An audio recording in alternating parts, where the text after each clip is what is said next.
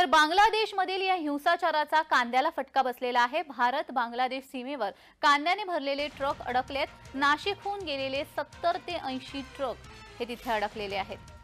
बांगलादेशमध्ये जो हिंसाचार घडतो आहे त्याचा थेट परिणाम हा भारतावर देखील जाणवतो आहे। कांद्याला फटका बसलेला आहे। नाशिकहून जे 70 ते 80 ट्रक कांद्याचे निघाले होते ते अडकलेले आहेत।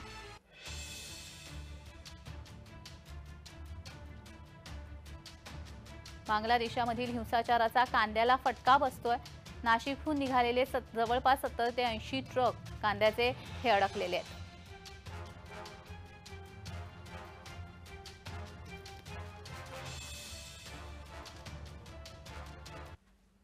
तर या संदर्भात नाशिकचे व्यापारी हिरामण परदेसी यांच्याशी बातचीत केलेली आहे। आमचे नाशिकचे प्रतिनिधी किरण गोटूर यांनी पाहूयात।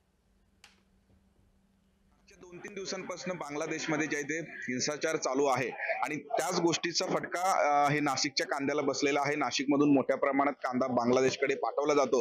अनेक ट्रक हे बाउंड्रीवरती जे आहे ते उभे असल्याची माहिती मिळत आहे। या सगळ्या मुद्द्यावर बोलण्यासाठी माझ्यासोबत हे नाशिकचे व्यापारी आहेत। नेमकं कांद्याला किती फटका बसलेला आहे, किती ट्रक तिथे थांबलेले आहेत, आपण ते माहिती घेऊया। किती माल बांगलादेशकडे जातो आणि काय एकूणच तिथली परिस्थिती आहे। भारत बांगलादेशमध्ये जे कांद्याचा जे परिणाम निर्यात आहे तिथे मोठ्या प्रमाणामध्ये जर गेल्या 2-3 दिवसापासून जर बघितलं तर तिथल्या हिंसाचाराचा परिणाम निश्चितच लोडिंगवरती झालेला आहे। आणि आमचे जे 2 दिवसापूर्वी जे ट्रक लोडिंग झालेले होते 50 ते 70 पणे त्या सर्वपणे तिथे 2 दिवस उभे होत्या। परंतु कालपासून थोडी परिस्थिती सुरळीत झाल्यामुळे काही ट्रक आतमध्ये सोडल्या गेल्या। परंतु कागदपत्री काही अडचणी असल्यामुळे काही व्यापाऱ्यांचा माल आज बी बॉर्डरवरती थोपून आहेत।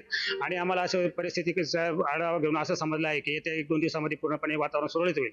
परंतु गेल्या 2 दिवसापासून जे त्याचा परिणाम होता निश्चितच तिथं लोडिंग झाली नाही आणि असं वाटत होतं की बाजारभाव कमी होतील आणि त्याचा परिणाम निश्चित इतर बाजार समितीवर झाला। आणि आज जे काही गाड्या काल गेल्यामुळं आज प्रत्येक बाजार समितीमध्ये किमान 200 ते 300 रुपये बाजारभावामध्ये दरवाढ झालेली दिसून येत आहे। तर अशा पद्धतीची ही परिस्थिती आहे। बांगलादेशच्या बाउंड्रीवरती मोठ्या प्रमाणात गाड्या जे अडकलेल्या आहेत आणि त्या गोष्टींचा फटका जो आहे तो नाशिकच्या कांद्याला बसत आहे।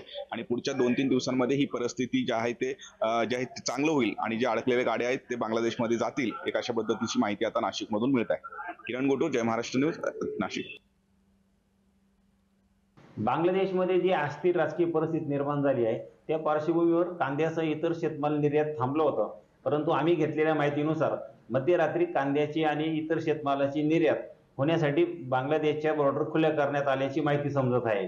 परंतु मागील वर्षभराच्या कालावधीमध्ये कांद्यावर असलेली निर्यात बंदी त्यासोबत कांद्यावरचं निर्यात शुल्क, किमान निर्यात मूल्य या विविध निर्बंधामुळे बांगलादेश असेल किंवा विविध देशांमध्ये भारतीय कांदा हवा तितका निर्यात झालेला नाही।